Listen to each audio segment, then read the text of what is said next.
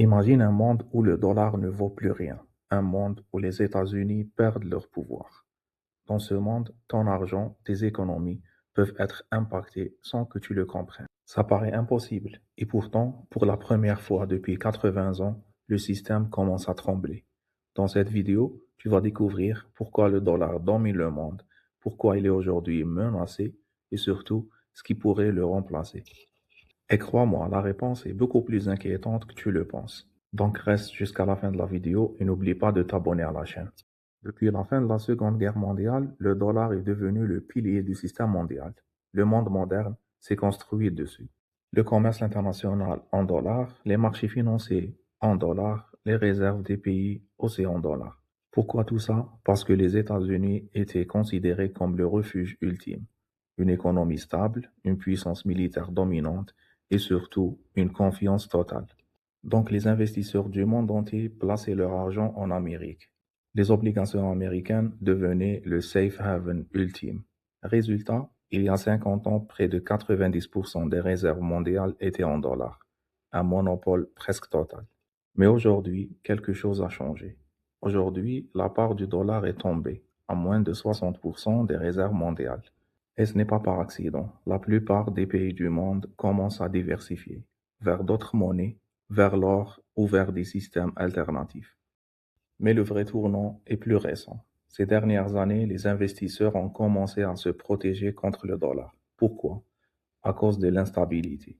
Les décisions économiques deviennent imprévisibles. La dette américaine explose. Et en 2025, un événement a marqué le choc. L'annonce de l'augmentation des tarifs douaniers d'une façon massive par Donald Trump sur presque tous les partenaires commerciaux. Résultat immédiat, chute de dollar, perte de confiance et montée des risques. Et presque un an plus tard, le dollar ne s'est toujours pas relevé. Et voici la raison. C'est un phénomène qui est appelé l'effet réseau. Plus une monnaie est utilisée, plus tout le monde veut l'utiliser encore. C'est un cercle vicieux. Même si les gens doutent du dollar, ils continuent de l'utiliser. Pourquoi? Parce que tout le monde l'utilise. Mais attention, la confiance commence à se fissurer. Les pays veulent moins dépendre des États-Unis. Ils veulent éviter les sanctions américaines, mais ils veulent reprendre le contrôle. Entre-temps, la Chine pousse ses échanges en yuan. L'Europe construit ses propres systèmes de paiement. Le message est clair. Le monde veut de moins en moins dépendre du dollar. Maintenant, la question est la suivante. Qui peut remplacer le dollar? Pour répondre à cette question, il faut savoir que plusieurs candidats existent.